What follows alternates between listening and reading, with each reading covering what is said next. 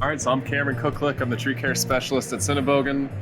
My primary duties are to help familiarize new operators with the equipment and do demos for prospective customers. So right now we're looking at our 718. This is our Cummins Tier 4 engine. You have your hydraulic sight glass up top. If you're familiar with Cummins, it's going to be pretty straightforward. Over here we have our coolers stacked side by side for access versus stacking them backwards into the machine. Our fan is hydraulically driven. It's a reversing fan. Every 45 minutes, that fan's going to reverse, blow out for 45 seconds to help clear the debris that gets in. And you're Cummins exclusively, yes. right? Yeah, exactly. There's a toolbox on each side. 4 outriggers. I'm gonna walk around to the head. Fully rotating head, 360 degrees, continuous rotation. Your access for your bar is 32-inch bar. You get Oregon, GB, or our stock brand is a German brand. These 2 bolts come out, and this cage lifts for access for changing the bar. You get the chain on and off without raising the cage, so if you spit the chain out in operation, you can get it back on in a couple of minutes. Pretty easy fix. As far as strength, the machine is rated for 12,000 pounds straight up vertical hold and 3,500 straight out vertical hold. A lot of your lifting capacity, though, in operation is going to depend on type of tree. Is it dead? Is it alive? Length of the piece, angle. So those aren't the hard and fast numbers as far as daily operation, but that's what the machine is rated for. There's a couple of grease points in the head as well. You have to grease every 100 hours. So as far as daily maintenance on the head, you're basically just going to make sure this reservoir is topped off. This is bar grease. Doesn't use chainsaw oil. It uses biodegradable chainsaw grease. So you just want to keep that topped off to keep the saw lubricated.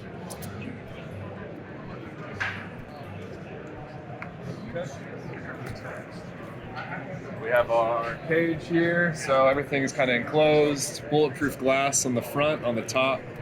The cage on the front and the top. It's going to keep you protected from any falling debris, falling limbs, whatnot. Grease bank here at the bottom. This is going to take care of all the grease points on the undercarriage, except for the outriggers. There's 3 grease points on each of the outriggers. This catwalk is good for access, training purposes. If you have a new operator, your trainer can stand on the catwalk and kind of coach you through the basics. But as far as operation, we don't usually have this on. You won't see many of these on in the field in any case. The cab will raise up to 18 feet eye level and tilt back 30 degrees.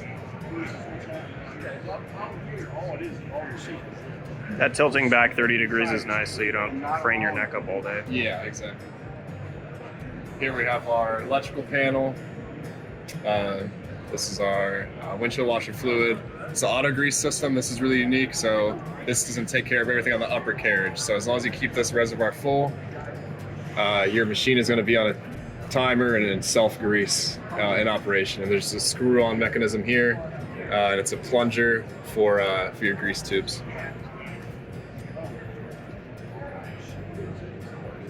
Safety feature right here. This is for lowering the cab. If something happens to your operator when the cab is raised, they have to shut the machine off. You can get that cab back down safely from the ground. Fuel tank, 87-gallon fuel tank, burns like 2.5 gallons of fuel per hour. So you're topping off, once a week, once every 10 days, depending on how often you're using it. And since the Cummins Tier 4, you got your def tank here. The electrical panel, you got schematics. It's half in German, so you can do a little bit of studying. Fuses, relays, everything has part numbers. As far as wiring goes, it's going to have the schematics printed on the wire itself, so it's going to tell you where the wire is coming from, where it's going to.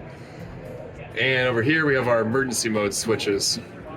So Sennebogen is obviously big on uptime. We don't want you having the machine sit. So these are basically for controls that run through the computer. If something happened to the computer, but the machine is still fine, the function is still fine, you can come back here and get the machine up and running. So for example, this first one is your throttle, so you can get the machine high throttle or low throttle. GLR is general load regulator, so that's going to help the pump and the engine talk to each other, have the machine run smoother. So if something with that function goes wrong, you can come back here and just turn that off and get the machine running like normal. And then swing brake lock, you release that, and your ignition.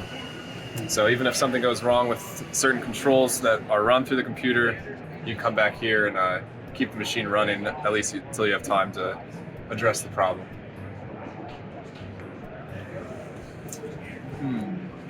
Anything else? So we're at the Tree Care Industry Expo, and I know that Sennebogen makes machines for lots of different applications, but obviously we're here to talk about tree care. Yeah. So what type of tree care company, might be a good candidate for a machine like this? Because it's a big machine. These things cost about $500,000 depending on which one you get. Yeah. So we have customers as small as 2 employees who own the 718. They're not the norm. Our average customer is going to have, well, it depends on their segment too. So the average residential customer is going to have between 10, 30 employees, maybe more. They're going to be like those medium to large size tree care companies.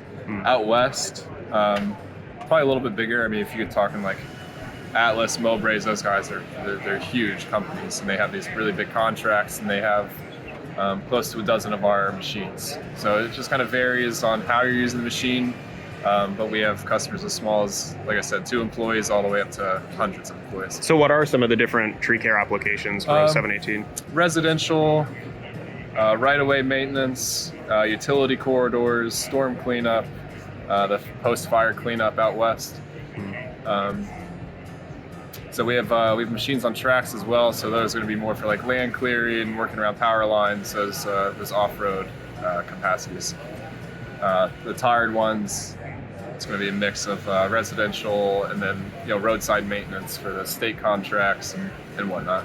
How many trees a day? I mean, I know there's a lot of factors that go into it. How many trees a day do you feel like a 718 can process? I've heard of operators getting as many as 100 or 110 trees a day. On average, though, you'll probably be hitting around like 50 to 70. Wow. Yeah.